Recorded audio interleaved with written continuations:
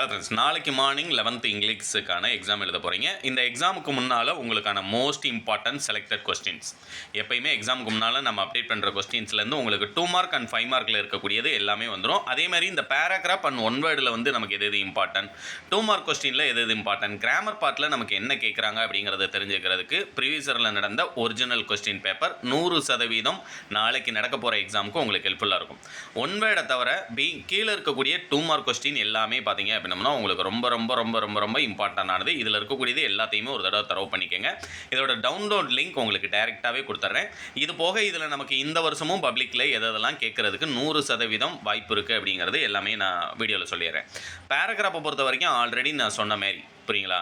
பேராகிராஃபை பொறுத்த வரைக்கும் என்கிட்ட மெட்டீரியல் வாங்கினவங்களுக்கு அந்த க்ளோ வேர்ட்ஸ் வச்சு இந்த கொஸ்டின் நம்பர் 31லேருந்து 33 வரைக்கும் புரியுங்களா, 31லேருந்து 33 வரைக்கும் இஆர்சி கொஸ்டின் எப்படி எழுதணும் அப்படிங்கிறது நான் கொடுத்துருந்தேன். அதில் க்ளோ வேர்ட்ஸ் கொடுத்துருப்பேன்.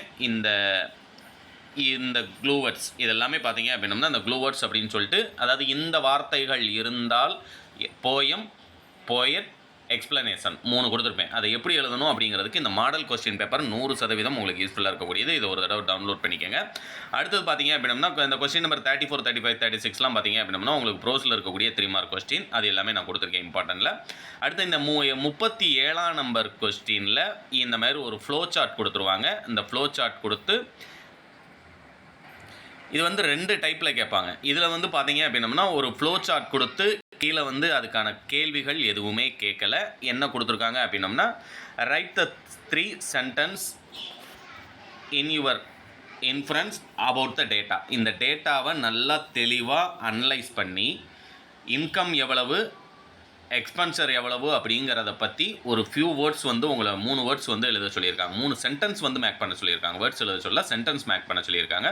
ஒவ்வொரு சென்டென்ஸுக்கும் பார்த்தீங்க அப்படின்னம்னா 3 மார்க். இதெல்லாம் ரொம்ப சிம்பிளாக நம்ம என்ன செய்யலாம் அப்படின்னம்னா 3 மார்க் வாங்கலாம். இந்த மாதிரி கேள்விகள் எல்லாத்தையுமே அட்டன் பண்ணிடுங்க அப்படிங்கிறதுக்காக சொல்கிறேன். அதுமாதிரி கொஸ்டின் நம்பர் 40ல் பார்த்தீங்க அப்படின்னம்னா உங்களுக்கு following Proverbs with right option கீழே வந்து பக்கத்துலேயே 3 ஆப்ஷன் கொடுத்துட்டாங்க. இந்த 3ல் எது கரெக்டாக இந்த fill in the blanksல மேட்ச் ஆகும் அப்படிங்கிறத வந்து ப்ளேஸ் பண்ண சொல்கிறாங்க.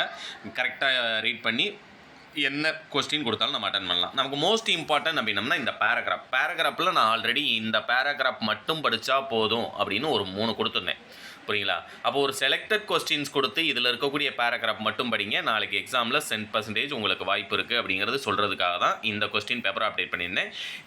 இதோட டவுன்லோட் லிங்க் டைரெக்டாகவே உங்களுக்கு டிஸ்கிரிப்ஷனில் கொடுக்குறேன், நீங்கள் டவுன்லோட் பண்ணிக்கலாம்.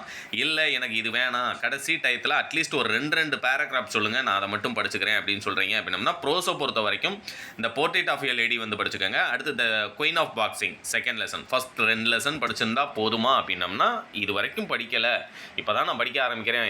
இப்போ ஈவினிங் கூட ஒரு பையன் கால் பண்ணி சார் ஒரு 2 பேராகிராஃப் படிச்சிருக்கேன் அது போதுமா அப்படின்னு என்கிட்ட கேட்டான். கண்டிப்பாக அவங்களுக்காகவே சொல்கிறேன், portrait of a lady, the queen boxing படிச்சிருந்தீங்க அப்படின்னம்னா ப்ரோஸில் இருக்கக்கூடிய பேராகிராஃப் உங்களால் அட்டன் பண்ண முடியும். இல்லை போயத்தில் எந்த 2 படிச்சிருக்கணும் அப்படின்னம்னா ஒன்ஸ் அப்பான் அ டைம் படிச்சுக்கோங்க. அடுத்தது பார்த்தீங்க அப்படின்னம்னா த மிஸ்ட்ரி கேட் மெக்காவிட்டி வந்து நல்லா படிச்சுக்கோங்க. இது 2ல் 1 கன்ஃபார்மாக வந்துடும். அதாவது அடிஷ்னல் சொல்கிறேன், ஏன்னா நான் ஆல்ரெடி ஒரு 3 பேராகிராஃப் படிங்க அது இம்பார்ட்டன்ட் அப்படிங்கிறது கொடுத்தேன். எல்லாருமே அந்த 3 நல்லா தரவு பண்ணிக்கோங்க. இல்லை என்னால் முடியலை, எனக்கு மெமரி ஆக மாட்டேங்குது அப்படின்னம்னா நான் சொல்கிறேன் இந்த 2 நாளும் நல்லா படிச்சுக்கோங்க அப்படிங்கிறது சொல்கிறேன். அதுமாதிரி சப்ளிமெண்ட்ரியை பொறுத்த வரைக்கும் after 20 years the first passion, இந்த 2 படிச்சிருந்தீங்கன்னா இந்த லாஸ்ட் மினிட்டுக்கும் உங்களுக்கு போதுமானதாக இருக்கும். நான் சொன்ன பேராகிராஃப் படிச்சிருக்கீங்களா அப்படிங்கிறத ஒரு தடவை கன்ஃபார்ம் பண்ணிக்கோங்க. அடுத்து 44ல் இந்த நோட் மேக்கிங் சம்மரைசிங் எப்படி எழுதுனா 5 மார்க் ஃபுல்லாக கிடைக்கும் அப்படிங்கிறது யூடியூப்பில் ஒரு வீடியோ அடித்து பார்த்தீங்கன்னா லாஸ்ட்டில் தமிழ்னு டைப் பண்ணிடுங்க. 11th நோட் மேக்கிங் தமிழ் அப்படின்னு போட்டிங்க அப்படின்னம்னா எப்படி எழுதணுங்கிறது தமிழ்லேயே உங்களுக்கு எக்ஸ்ப்ளனேஷனோட நிறைய வீடியோ இருக்குது, சோர்ஸ் இருக்குது. 5 மார்க் முழுசாக வாங்குறதுக்கு ஒரு 5 நிமிஷம் ஸ்பெண்ட் பண்ணி ஒரு வீடியோ பார்க்குறதுல தப்பு கிடையாது. இல்லை நான் கொடுத்ததில் உங்களுக்கு ஜென்ரல் பேராகிராஃப் தான் எழுத போகிறீங்க அப்படின்னம்னா அதுக்கான பேராகிராஃப் நான் கொடுத்துருக்கேன். அதுமாதிரி லெட்டர் ரைட்டிங் பயோடாட்டாவை பொறுத்த வரைக்கும் எப்பயுமே பயோடாட்டா கேட்டிருந்தாங்க அப்படின்னம்னா பயோடாட்டா சூஸ் பண்ணுங்கள். ஈஸியாக உங்களுக்கு அந்த பயோடாட்டாக்கு ஒரு 3 மார்க்கு, மேலே எழுதுகிற அந்த லெட்டருக்கு ஒரு 2 மார்க் அப்படின்னு சொல்லிட்டு உங்களுக்கு 5 மார்க் ஃபுல்லாக கிடச்சிரும். அடுத்து கொஸ்டின் நம்பர் 46 பொறுத்த வரைக்கும் ஸ்பாட் தயரர் ப்ரைவேட் ஸ்டூடெண்ட்ஸ் யாரும் சூஸ் பண்ண போகிறதில்ல. ஏன்னா கீழே வந்து ஃபில் இன் த பிளாங்க்ஸில் பார்த்தீங்க அப்படின்னம்னா உங்களுக்கு 2 டேஷ், அந்த 2க்குமே 2 ஆப்ஷன் கொடுத்துட்றாங்க. எது கரெக்டாக சூஸ் பண்ண போகிறோம் அப்படிங்கிறத பார்த்து தான் எழுத போகிறோம். அதில் வந்து ஈஸியாக சிம்பிளாக வந்து நீங்கள் என்ன செஞ்சிடலாம்.